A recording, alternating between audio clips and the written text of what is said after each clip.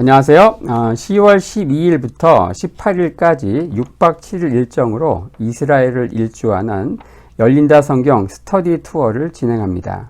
열린다 성경 스터디 투어는 단순한 성지순례가 아닙니다. 매일 아침 1시간 반씩 성경과 그리고 인문학을 주제로 공부한 후 현장을 답사하는 기독교 인문학 여행입니다. 로뎀나무 아래에서, 갈멜산 언덕에서, 그리고 갈릴리 호수에서 성령의 임재를 경험하고 싶은 분들을 이번 스터디 투어에 초대합니다. 자세한 일정과 참가자들의 리얼 후기 등은 영상 하단에 링크를 참고하시기 바랍니다. 안녕하세요. 세계사인 교회사, 세계사와 함께 푸는 스토리텔링 교회사 시간입니다. 저희가 중세 역사, 중세 교회사를 로마 제국이 멸망하는 476년부터 동로마 제국의 수도 콘스탄티노플이 함락되는 1453년까지 중세 천년의 역사를 두 명의 황제 유스티니아누스 그리고 샤를마뉴, 그 두 명의 교황 그리고리우스 7세, 그리고 이노센트 3세를 중요한 분기점을 해서 살펴보고 있습니다. 자, 유스티니아누스 대제 때 정점을 찍은 그 비잔틴 제국, 하지만 그가 죽고 나서 급전직하 내리막길로 치닫게 되죠. 자, 지난 시간부터 비잔틴 제국이 속한 이 동방교회에서 이단으로 정제된 네스토리우스파 기독교에 대해서 살펴보고 있습니다. 네스토리우스파 기독교는 이 비잔틴 제국의 적대 국가인 사산조 페르시아를 거쳐서 이 당시 당나라가 통치하던 중국까지 도착하죠. 거기서 이제 경교라는 이름으로 알려지는데, 자, 그래서 네스토리우스파 동방으로 간 기독교라는 큰 테마 하에서, 자, 오늘은 이제 역사의 라이벌이라는 이제 제목으로 비잔틴 제국과 페르시아 제국을 주제로 한번 살펴보도록 하겠습니다. 자, 칼케돈 종교회의 451년에 있었죠. 이 회의는 동방과 서방 교회를 아우른 마지막 종교회의였다. 자, 그래서 1차 니케아 회의, 2차 콘스탄티노플 회의, 3차 에베소 회의, 4차 요 칼케돈 회의죠. 바로 칼케돈 신경은 이제 기독론 논쟁이죠. 바로 예수님의 신성과 인성과 관련된 주제를 정리한 것인데, 바로 신성과 인성이 어떻게 한 몸 예수 안에서 조화를 이루는가를 정리한 기독론을 담고 있죠. 이 칼케돈 신경은 당시 이 첨예한 갈등을 보이던 두 개의 학파가 있었죠. 동방교회에. 바로 안디옥 학파입니다. 그리고 알렉산드리아 학파죠. 안디옥 학파는 인성을 좀 강조하는 경향, 그리고 알렉산드리아 학파는 신성을 좀 더 강조하는 경향을 보였기 때문에 두 학파의 입장을 골고루 섞어서 이 통일성을 유지하는 데 하여간 초점을 맞췄어요. 그래서 이렇게 이제 신경의 내용이 나타납니다. 바로 신성과 인성이 혼동도, 변화도, 분리도, 대립도 없는 두 본성이다. 이렇게 공부합니다. 그래서 인성과 신성이 독자적으로 존재한다. 이걸 강조한 거예요. 칼케돈 신경을 거부해서 이단으로 정제된 두 개의 교파가 있었습니다. 바로 네스토리우스파와 단성론파죠. 지난 영상에서는 이 대표적인 단성론 교회인 이 아르메니아 교회와 또 에티오피아 교회에 대해서 좀 자세히 살펴봤는데요. 자, 오늘은 이제 네스토리우스파 기독교에 대해서 좀 본격적으로 알아보도록 하겠습니다. 이 네스토리우스는요, 탁월한 능력으로 이 안디옥의 감독으로 선임이 되죠. 그는 안디옥 학파의 거의 수장입니다. 수장. 그리고 나서 너무 능력이 출중하고 설교도 잘하니까 428년 이 비잔틴 제국의 황제인 테오도시우스 2세가 그를 수도인 콘스탄티노플의 감독으로 픽업하죠. 자, 어떻습니까? 이것은 30년 전 동일한 길을 걸었던 선배가 있어요. 바로 요한 크리소스톰입니다. 그 선배의 결과는 굉장히 비극적이었죠. 그는 제국의 수도인 콘스탄티노플 감독으로서 개혁을 추진하다가 어떻습니까? 권모술수 이런 거에 걸려들어서 결국 유배령에 빠지죠. 그 후배인 네스토리우스는 어떨까요? 그 역시 더 비극적인 결말을 초래하게 됩니다. 그는 황제로부터 콘스탄티노플 감독으로 서임을 받는 자리에서 이렇게 말했다고 합니다. 폐하, 이단자들이 없는 세상을 제게 주십시오. 저는 폐하께 대가로 천국을 드리겠습니다. 이렇게 의기양양하게 말했다고 하네요. 하지만 불과 3년 뒤 자신이 이단으로 몰려서 파문을 당하게 되죠. 바로 431년 에베소 회의였습니다. 이건 정말 역사의 아이러니라 할 수 있어요. 이 에베소는요, 이 마리아 숭배가 굉장히 강했던 도시예요. 그리고 이 회의의 장소 역시 성모 마리아 교회였습니다. 그러니까 이미 네스토리우스가 도저히 이길 수 없는 회의장 분위기였다는 거죠. 이 에베소는요, 초대교회 전승에 의하면 예수님의 어머니인 마리아가 노년에 살았던 도시다, 이렇게 여겨지고 있고요. 원래 이곳은 여신 아르테미스, 이제 성경에는 아뎀이라고 나오죠. 여신 아르테미스 숭배가 굉장히 강한 곳인데, 나중에는 이 성모 마리아 공경으로 옷을 갈아입게 됩니다. 성모 마리아 공경인지 숭배인지, 공경과 숭배의 차이가 뭔지 애매하긴 하지만, 어쨌든 원래 여신 숭배가 강했던 곳에 성모 마리아를 거의 신처럼 숭배하는 것을 싹 갈아입게 됐다는 거예요. 자, 이단으로 몰리게 된 그 발단은 뭐 몇 차례 얘기했는데요. 네스토리우스가 이런 말을 하죠. 마리아를 하나님의 어머니 테오토코스가 아니라 바로 그리스도의 어머니 크리스토토코스라고 불러야 한다라고 주장한 거. 요게 이제 빌미가 됩니다. 바로 반대파 적대자들은 바로 마리아의 뱃속에서부터 이미 아기 예수는 하나님인데, 이 마리아를 하나님의 어머니가 아니라 단지 예수의 어머니로만 부르겠다. 이것은 아기 예수의 신성을 무시하는 발언이라면서 집중 포화를 날린 거죠. 그리고 이제 이단으로 정죄하고 그를 이제 파문한 겁니다. 그리고 451년 칼케돈 회의에서 재차 이 네스토리우스파는 이제 이단으로 정죄가 되죠. 그러면서 이제 박해가 시작이 됐는데, 자, 이 에데사라고 하는 도시가 있습니다. 이 비잔틴 제국의 동방 최전선인데, 어떻게 보면 이제 비잔틴 제국의 주적인 페르시아, 이 페르시아와 맞닿아 있는 곳이다, 이렇게 볼 수 있어요. 에데사. 바로 여기까지가 이제 비잔틴 제국이고요. 이렇게 여기가 이제 어때요? 페르시아 제국입니다. 딱 맞닿아 있는 거. 우리로 얘기하면 연평도 뭐 38선 뭐 그쯤에 해당하는 곳인데, 요 에데사가 훗날 요 네스토리우스파 기독교인들의 근거지가 됩니다. 자, 이곳은 이제 나중에 11세기 이후에 십자군들이 와가지고 중동에 기독교 국가를 세우는데, 그 수많은 기독교 국가 가운데 또 하나이기도 합니다. 자, 바로 요 지역이 바로 이제 에데사예요. 에데사. 자, 바로 십자군 시대, 바로 안디옥 공고, 트리폴리 백장령, 바로 예루살렘 왕국이 쓰죠. 그리고 북쪽에 에데사 왕국. 요것도 이제 4개의 그 기독교 소왕국 가운데 하나이다. 십자군 시대. 자, 이 에데사는요, 예수님의 사역하신 주후 1세기 당시부터 제국 동부 지역 기독교인들의 자부심의 상징이었다고 합니다. 왜냐, 이 몇 가지 설화를 이 도시가 간직하고 있는데, 바로 이들은 3명의 그 동방박사, 예수님께 경배하던 동방박사가 자기 도시 출신이다, 이렇게 믿고 있습니다. 그리고 예수님과 동시대에 살았던 요 에데사의 왕이 있습니다. 그 아브가르라고 하는데, 이 아브가르 왕이 기독교로 개종을 하거든요. 그와 관련된 설화가 있어요. 이 아브가르 왕이 병에 걸려가지고 굉장히 시름시름 앓아요. 그런데 저 이스라엘 쪽에서 예수님에 대한 소식을 듣습니다. 막 그냥 병자를 고치고 막 그런 소식을 듣는 거예요. 그래서 예수님께 사람을 보냅니다. 그때 예수님이 편지를 이 아브가르 왕에게 보냈다고 합니다. 그 편지 내용이 뭐냐? 내가 지금 이곳에서 너무너무 바쁘다. 나중에 내가 사도를 보낼 테니까 그때 이제 병을 고쳐주겠다. 이런 내용의 편지를 보냈다고 합니다. 그리고 이제 보낸 사도가 아다이라고 하는 이제 사도를 보냈다고 하는 거예요. 어쨌든 이러한 전설을 갖고 있는 거예요. 그러면서 이들은 뭐냐? 로마는 베드로와 바울의 순교지다, 이렇게 주장하지만 에데사인들은 뭐예요?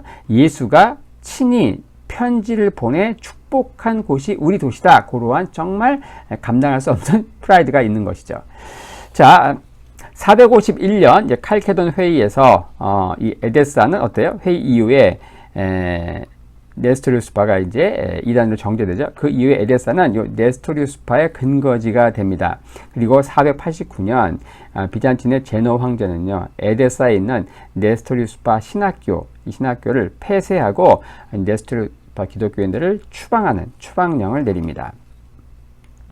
요 비잔틴 제국의 이단 박해를 피해서 이들은 이제 페르시아로 망명하게 되는데, 동쪽에 있는, 그러니까 뭐예요? 남한에서 북한으로 월북한 거, 거기에 거의 준하는 그런 상황이다, 이렇게 이해하시면 됩니다. 그러니까 이들은 가서 어때요? 페르시아 정부의 충성을 맹세하고 거기서 신앙의 자유와 함께 교세 확장을 해 나가는 거예요. 자, 이렇게 되면서 어때요? 이제는 이제 교리적인 이유, 뭐 이단이냐 아니냐, 그런 종교적인 이유를 넘어서 어떤 정치적으로도 이 네스토리우스파 기독교인들은 증오의 대상이 됩니다. 자, 이 페르시아 제국은요, 역사에 두 번 등장하죠. 이 고레스가 창건한 주전 550년 그 페르시아, 바로 알렉산더에 의해서 주전 331년 멸망합니다. 하지만 이후 500년 후에 재등장하게 되는데 그 재등장한 그 페르시아를 창건한 사람이 바로 아르다시르입니다. 224년 창건하는데 이 아르다시르는요, 조로아스터교 사제인 사산의 후손이에요. 그래서 이 페르시아를 사산조 페르시아다 이렇게 얘기하죠. 과거 고레스의 그 페르시아를 아케메네스조 페르시아, 지금 이야기하는 요 비잔틴 제국의 주적인 요 페르시아는 요 사산조 페르시아 이렇게 이해하시면 되겠습니다. 요 사산조 페르시아 바로 과거 어떻습니까? 요게 이제 고레스 때 잘 나갔던 그 페르시아이죠. 요거의 뒤를 이어서 등장한 게 바로 지금 이야기하는 요 사산조 페르시아다. 그 옆에 비잔틴 제국이 있죠. 자, 요 비잔틴 제국의 역사와 요 사산조 페르시아 제국의 그 흥망성쇠 요것과 함께 이곳으로 망명한 다수의 요 기독교인들, 바로 네스토리우스파 기독교인들의 박해, 또 이런 것들이 연결되기 때문에 이 페르시아 제국의 역사를 조금 살펴볼 필요가 있는데요. 자, 요것을 이제 건국과 함께 펼쳐진 전성기, 첫 번째 전성기, 그리고 첫 번째 침체기, 두 번째 전성기, 두 번째 침체기, 그리고 세 번째 전성기, 그리고 몰락기, 651년 결국 이슬람에 의해서 멸망하게 되는데 요 과정을 살펴보면서 그 전성기와 침체기에 따라서 이곳으로 망명한 네스토리우스파 기독교인들의 운명이 어떻게 했는가. 대체적으로 이야기하면은 이 전성기 때 박해가 없었어요. 그리고 침체기 때 침체, 어떤 비난의 화살, 희생양으로 기독교인들을 삼습니다. 그래서 전성기 때는 잘 나갔지만 침체기 때는 박해가 심해졌다. 이렇게 이해하시면서 한번 그 후의 스토리를 한번 살펴보도록 하죠. 건국과 첫 번째 전성기, 바로 224년 건국과 함께 272년까지 이어지는 스토리입니다. 이 사산조 페르시아의 발흥은요, 그 전에 있었던 왕조인 이 파르티아 제국의 약화에서 출발합니다. 자, 유럽이 로마의 이름 아래 추풍 낙엽처럼 복속될 때 이 파르티아는 그런 로마의 간담을 서늘하게 하던 동방의 강자였죠. 성경에 이제 바데라고 하는 이제 이름으로 등장하기도 하고요. 이 파르티아 제국과 이제 로마가 싸우는 이야기가 3번 나오는데 주전 53년 1차 삼두 정치의 한 축이었던 크라수스가 이 파르티아 원정을 갖다가 완전히 박살납니다. 요게 로마가 천년 역사에 당했던 4번의 치욕인데 그 4대 치욕 가운데 하나에 들어갑니다. 그리고 주전 44년 바로 카이사르가 암살당하는데 바로 3월 15일이에요. 근데 그게 바로 파르티아 출정, 그러니까 크라수스의 원수를 갚아주는 파르티아 출정 3일 전이에요. 원래 3월 18일에 출정하기로 했는데 그 3일 전인 3월 15일에 암살당한다. 그리고 주전 36년에 2차 삼두정치의 또 한 축이었던 이 안토니우스가 또 갔다가 또 깨지고 옵니다. 그렇게 하면서 지중해 패자가 된 옥타비아누스, 최초의 황제라고 하는 이 옥타비아누스는 어때요? 파르티아와 휴전을 할 수밖에 없었죠. 자, 로마는 313년 밀라노 칙령을 발표하기 전까지는 기독교에 대한 대대적인 박해가 이루어집니다. 그래서 제가 기독교 10대 박해에 대해서 한번 살펴본 바가 있고요. 자, 이 당시에 이 박해가 있을 때마다 이제 동방에 있는 파르티아 제국의 수도 크테시폰과 이 에스파한 이런 두 도시는 이 로마 제국에서 박해를 피해서 많은 기독교도들이 망명해 오죠. 파르티아는 당시 특별히 종교를 이렇게 주장하지 않았기 때문에 종교적으로는 이제 너 믿고 싶은 거 믿어, 이렇게 관용이라고 하는 정책을 택했다는 거예요. 자, 그리고 에스파한이라고 하는 도시는요, 이 동방 박사가 출발한 도시로 이제 초대교회 전승에 의하면 그렇게 여겨집니다. 자, 바로 오늘날 이란이 있고요. 테헤란이죠, 이란 수도가. 그 밑에 오늘날 이스파, 여기가 이제 에스파한, 바로 동방 박사들이 출발한 도시로 알려져 있죠. 자, 그리고 이제 창건자 아르다시르, 사산조 페르시아의 창건자 224년에서 240년까지 이어지는데요. 그는 군인의 아들이었어요. 그리고 다리우스 대왕의 후손인데 그 후손이란 자부심 속에서 자랐다. 그리고 224년 마침내 부족 연합군을 이끌고 총 3번의 전투에서 대승을 합니다. 이로써 파르티아 제국을 완전히 멸망시키죠. 그는 이제 옛 페르시아 제국, 바로 고레스가 창건했던 그 페르시아 제국의 영광을 재현하려는 꿈에 불탔습니다. 그래서 로마 제국의 그 옛날 페르시아의 영토였던 시리아, 아르메니아, 소아시아를 달라고 요구합니다. 어때요? 자, 이 과거 고레스의 페르시아, 바로 어떻습니까? 요 이집트, 그리고 요 아르메니아, 그리고 어때요? 여기에 이스라엘, 소아시아, 요 다. 이게 근데 다 요렇게 돼가지고 이제 어때요? 요게 다 비잔틴 제국이잖아요. 요거 다 달라는 거예요. 다 달라는 거예요, 지금. 어떻습니까? 이게 현재 상황이 이렇잖아요. 과거 여기도 그렇고, 심지어 여기도 그렇고, 여기도 그렇고, 여기도 그렇고, 다 페르시아, 고레스의 페르시아 영토, 이거 다 달라는 거예요, 다. 이거 다 떼주면 비잔틴 제국 요거만 남는데, 수도까지 달라는 건데, 말이 됩니까? 안 되죠. 이렇게 되면서, 사산조 페르시아가 창궐하면서, 순식간에 로마와 관계는 악화됩니다. 232년 마침내 로마 황제인 알렉산더 세베루스와 아르다시르는 전면전을 펼치는데요. 전투는 이제 무승부로 끝납니다. 양쪽 모두 심각한 타격을 입게 되죠. 자, 그는 이 조로아스터교 신봉자였긴 하지만 기독교에 대한 특별한 박해는 아직 없었다고 합니다. 이 조로아스터교는 이제 나중에 다음 영상에 좀 자세히 살펴볼 건데요. 주전 6세기경 이 조로아스터라는 사람이 시작을 하고 이 아호라 마즈다라는 신을 믿는 종교입니다. 이 만물의 최초 근원이며 또 신성의 상징으로서 불을 숭배한다. 그래서 배화교라고 이렇게 번역이 되기도 하죠. 자, 그 뒤를 이어서 샤프로 1세가 등장하는데, 자, 그는 제국의 영토를 동쪽으로 굉장히 많이 넓힙니다. 박트리아 제국을 박살내고요. 그리고 쿠시안까지 영토를 확장합니다. 한번 지도 함께 볼 텐데요. 과거 파르티아 제국의 영토가 파란색 나와 있습니다. 하지만 사산조 페르시아, 요 샤프로 1세 때 동쪽으로 해가지고 요 지역, 어떻습니까? 박트리아와 쿠시안까지 넓히게 된다. 그리고 북쪽에 아르메니아도 먹게 된다. 하지만 동쪽으로 넓히지 못해요. 바로 서쪽, 그렇죠? 비잔틴 제국과는 어때요? 로마와 대결을 지속하게 되고요. 그 260년 에데사 전투를 통해서 로마의 황제인 발레리아누스 이 황제를요, 이 전투에서 생포합니다. 황제를 생포합니다. 굉장히 유명하죠. 260년에 있었던 이 에데사 전투, 발레리아누스 황제가 생포된 것으로 유명하죠. 샤프르에스는 로마의 황제인 이 발레리아누스를 어떻게 했는가? 바로 자신의 말잡이 노예로 삼습니다. 이때 수많은 기독교 포로가 잡혀오죠. 자, 또 함께 볼 텐데, 바로 여기 에데사, 여기에서 바로 전투가 벌어졌다. 여기서 황제 발레리아누스가 생포가 된다. 그 역시 이제 종교적으로는 관용을 베풀었다. 왜냐? 이 조로아스터교 사제 계급의 기득권이 너무 세졌어요. 그래서 그들의 기득권을 견제할 목적으로 타종교인들에게 관용을 베풀었다. 특별히 유대인, 그리고 기독교도와 좋은 관계를 유지했다고 하는데, 자, 마니교의 창시자인 마니가 바로 이 시기에 마니교를 창시하고 적극적으로 활동을 했다고 합니다. 자, 그리고 첫 번째 찾아온 침체기 272년에서 309년까지 이어지는데, 자, 먼저 바흐람 1세입니다. 그는 독실한 조로아스터교 신자였어요. 거기다가 자신이 즉위하게 된 것도 이 조로아스터교 사제들의 도움으로 즉위한 겁니다. 그래서 특별히 마니교도에 대한 탄압이 굉장히 심했어요, 이때. 그래서 마니교의 창시자인 마니도 이때 처형하죠. 이때 순교하게 됩니다. 마니교도에 대한 탄압이 심해졌고요. 그리고 바흐람 2세 역시 이제 타 종교에 대한 탄압을 유지한다. 그리고 이때 조로아스터교 사제들은 전성기를 맞이하게 되죠. 그리고 바흐람 3세 때 또 반란이 계속 이어지고 또 로마와 전투를 하지만 또 계속 연이은 패전을 겪게 되죠. 그리고 나르세스 1세 때 아르메니아 수복을 위해서 로마를 공격하지만 또 역시 대패합니다. 바로 아르메니아, 여기가 이제 바로 동네 북이에요. 두 제국 사이에 끼어가지고 이제 굉장히 고난을 많이 당했다. 지난 시간에 한번 자세히 다루었습니다. 아르메니아 공격하다가 깨지고요. 결국 대패하고 군력적인 강화 조약을 체결하게 되죠. 자, 이러다가 이제 두 번째 찾아온 전성기가 있습니다. 309년에서 379년까지. 70년까지 이어지는데 요 치세는요, 한 사람의 치세입니다. 바로 샤프로 2세라고 하는 요 황제. 자, 귀족들의 반란으로 인해서 황제가 죽고 왕자를 다 죽입니다.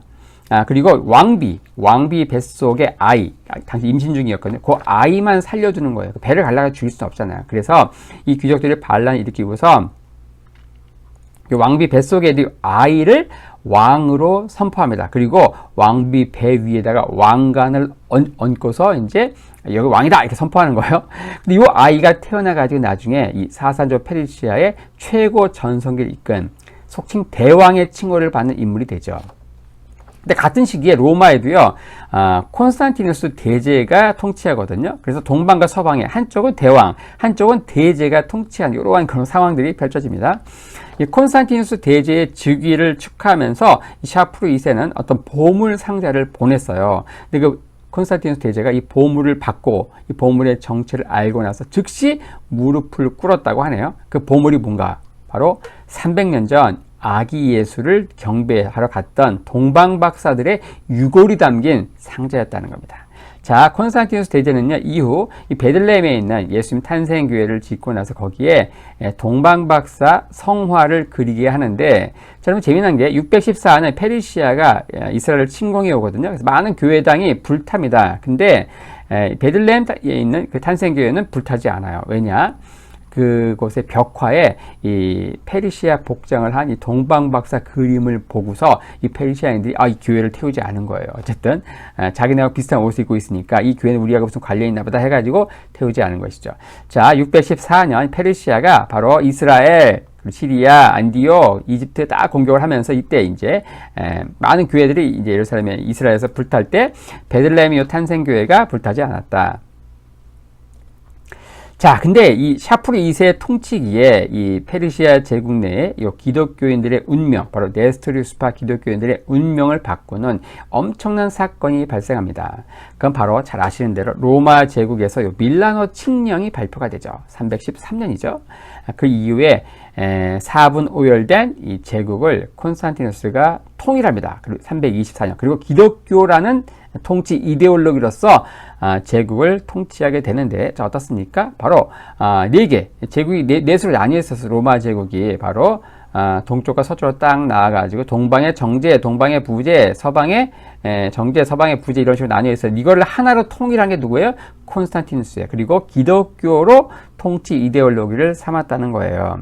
자, 이렇게 되면서 이제 어떤 상황이 발생합니까? 페르시아 제국 내에 있던 기독교인들은요, 로마 제국 내 기독교도와 반대 운명에 처해집니다. 그동안 박해에 계속 박해를 당하던 로마 제국 내 기독교인들은 박해가 이제 끝나게 되지만 페르시아 제국 내는 어때요? 이들은 잘 종교적 관용 가운데 살아가다가 이제 어때요? 로마 제국의 종교가 기독교가 되면서 페르시아 제국 내에 있는 기독교도들이 뭐가 되는 거예요? 적국인 로마, 이 로마와 내통하는 스파이, 제5열 그런 게 아닌가, 그런 것들을 계속 증명해야 되는 거예요. 그리고 조로아스터교 사제들은 황제의 의심을 계속 부채질하게 되죠. 그래서 콘스탄티누스 대제는요, 그 페르시아 제국 내에 있는 기독교인들 잘 봐달라 선처를 부탁하는 편지를 이 샤프르 2세에게 보내기도 했습니다. 기독교도에게 조로아스터교로 개종을 명령하죠. 하지만 이들은 거부하게 되고 결국 샤프르 2세는 16,000명의 기독교도들을 처형하게 된다. 379년 이제 샤프르 2세가 죽고 나서 40년간 평온이 찾아오죠. 하지만 이때 엄청나게 교세가 확장이 된다. 기독교 교세가요. 그리고 조로아스터교 사제들의 불안감은 더욱 증폭되죠. 자, 그런 가운데 이제 두 번째 침체기가 찾아옵니다. 379년에서 498년까지 120년간 이어지는데, 이 120년간 비잔틴 제국과 평화를 유지하게 된 이유는 첫 번째, 샤프르 2세 치세 때 페르시아가 너무너무 강력해진 거예요. 그래서 서로는 상대방을 이제 한 번에 제압할 수 없음을 깨닫고 그냥 살살 이렇게 눈치 보는 기간이었던 거죠. 그 두 번째, 이 두 제국 모두 이 시기에는요, 이민족의 침입으로 여념이 없었다. 또한 이 샤프르 2세의 그 카리스마에 눌려있던 귀족과 이 조로아스터교 사제들의 발호로 인해서 이 페르시아 제국은 내정이 굉장히 불안정했다는 겁니다. 이 바흐람 5세 때요, 기독교인들에 대한 박해가 다시 시작이 됩니다. 하지만 아직 최악의 상황은 오지 않았는데, 그 최악의 상황은 그 뒤를 잇는 바로 야즈데 게르드 2세 몇 번 언급했는데요. 바로 이때 페르시아 제국 내 기독교인들은요, 최악의 상황을 맞게 되죠. 그는 이 기독교도를 멸절, 아니 바퀴벌레 박멸하듯이 아니 멸절하려고 굳게 결심을 했어요. 그 446년 9월 25일 기독교로 이제 이 조로아스터교를 개종하지 않는 요 기독교인들을 이 키르쿠크에서 15만 명의 기독교도를 살해합니다. 하지만 아이러니하게도 이 박해를 피해서 기독교들이 더 외곽으로 확대되는 결과를 초래하죠. 주로 이제 이 중앙아시아로 이제 전파되는데, 바로 여기서 박해가 심해지니까 중앙아시아, 이 아무다리아 강을 넘어가지고 중앙아시아로 쭉 넘어가게 되는 그런 계기가 이때 엄청난 박해 때문에 오히려 복음의 불똥이 동쪽으로 더 퍼져나가는 그런 계기가 되었다. 451년 그는 이제 분이 차지 않았는지 같은 기독교 국가인 아르메니아를 침공해서 무수한 기독교도들을 처형합니다. 기독교인들이 그때 이제 같이 전투를 하죠. 아바라이르 평원에서 6만 6천 명의 군사가 모이지만 이들은 전원 어때요? 패전을 통해서 전원 전사하게 됩니다. 자, 근데 451년은 어떤 해입니까? 바로 칼케돈 회의가 열린 해죠. 여기에서 네스토리우스파는 제차 이단으로 정제돼서 이 네스토리우스파 기독교인들 공동체를 이끌고 있던 지도자가 누구였는가? 바로 바르소마라고 하는 사람이에요. 이 바르소마의 지도하에서 이들은 에데사를 떠나서 니시비스로 이주하게 됩니다. 니시비스. 에데사를 지나가지고 이제 니시비스로 가야 된다. 바로 니시비스는 어때요? 이 페르시아 제국의 영토이기도 하죠. 자, 그러다가 이제 글로 가고, 그리고 489년 말씀드린 대로 비잔틴 황제인 제노가 에데사에 있는 그 신학교, 네스토리우스파 기독교의 신학교를 폐쇄하게 되고, 그리고 비잔틴 제국 내에 네스토리우스파 추방령을 발표합니다. 그러면서 더 많은 사람들이 페르시아로 이주하게 된다. 이러면서 이들은 에데사에 있는 신학교가 이제 폐쇄했기 때문에 니시비스에 새로운 신학교를 세우게 되죠. 거기에서 철학, 신학, 자연과학, 서적의 번역과 연구를 하게 돼요. 자, 이를 통해서 후일 이 페르시아 제국을 정복하게 된 이슬람권으로 고대 그리스 사상이 전파되는 일종의 초석, 교두보 역할을 네스토리우스파 기독교인들이 하게 되죠. 497년 이들은 이제 비잔틴 교회와 갈등이 깊어지자 더 이상 이제 화해할 수 없다고 판단하고 셀레우키아 크테시폰, 바로 페르시아 수도죠. 바로 크테시폰. 거기에서 자체적인 공의회를 개최합니다. 그리고 뭘 결정하는가? 바로 셀레우키아의 그 총대주교, 그 대주교를 총대주교라는 호칭을 사용하는 거예요. 이러면서 비잔틴 교회와의 독립을 공식적으로 선언하죠. 그리고 이후 본격적으로 동방 선교에 나서게 되죠. 자, 그리고 페르시아 제국의 세 번째 전성기가 찾아오는데 바로 호스로 1세입니다. 호스로 1세는 중앙 집권을 강화하고 내치에 성공한 이후에 대외 원정에 나서게 된다. 그리고 557년 돌궐과 연합해서 그 사이에 껴있는 헤프탈을 이제 협공해가지고 괴멸시키죠. 그리고 어때요? 헤프탈, 원래 사산조 페르시아가 있죠. 그리고 이쪽에 지금 유연이 이제 멸망시킨 게 이제 돌궐이거든요. 여기 돌궐과 연합해가지고 페르시아가 이제 헤프탈을 멸망시킨다. 그리고서 이 영토를 반띵하는 거예요. 그래서 아무달에 여기를 딱 경걸해가지고 이쪽에 이제 페르시아가 갖고 돌궐이 요만큼 갖고 이렇게 이제 하게 됩니다. 헤프탈이 이때 이제 사라지게 된다.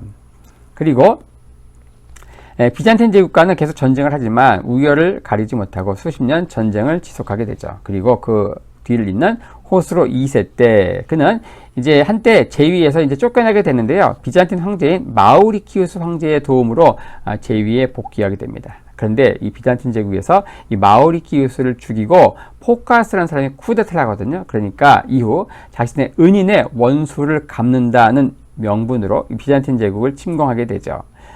그러면서 이제 어때요? 시리아, 이스라엘, 이집트를 정복하게 되고 626년에 수도인 콘스탄티노플 대공세를 하게 되는데 어떻습니까? 하나씩 다 먹게 되는 거예요. 호스로 2세 때. 그리고서 제국의 수도인 콘스탄티노플 공략을 하게 되는데 이제 여기서 이제 사생결단 이제 몰아붙였는데 어때요? 장기간 비잔틴 제국과 밀고 당기던 이 지루한 싸움을 이참에 끝내려고 했어요. 아케멘수조 페르시아의 영광을 내가 재현하겠다 결정하죠. 하지만 이 콘스탄티노플 공방전은 결국 실패하게 되고 자, 이후 비잔틴 황제 헤라클리우스에게 역공당하면서 니느웨 여기에서 페르시아의 주력군이 완전히 괴멸당합니다. 그리고 비잔틴 군대가 이제 수도인 크테시폰까지 밀고 들어온 상황이 되자 쿠데타가 일어나서 이제 암살당해요. 그리고 후임 황제는 서둘러서 이제 비잔틴 제국과 강화 조약을 맺죠. 하지만 이후 페르시아는 급전직하 쇠퇴의 길로 가게 되고요. 마침내 몰락을 하게 되죠.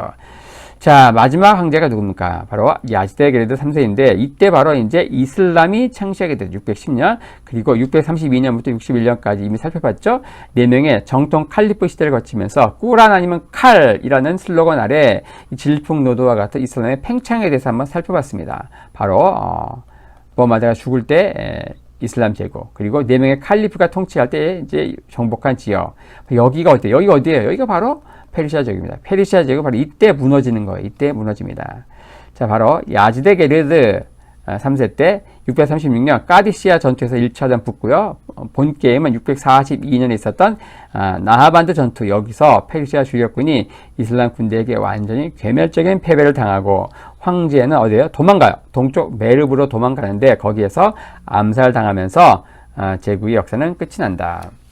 자, 이렇게 하면서 동방으로 간 기독교, 네스토르스파 기독교에 대해 살펴보는 가운데 저희들이 당시 비잔틴 제국과 라이벌이었던 사산조 페르시아, 거기에 흥망성쇠와 함께 그곳으로 다수 이주했던 요 네스토르스파 기독교인들의 영적인 상황, 박해의 상황, 이런 것들을 한번 집중적으로 추적해 보았습니다.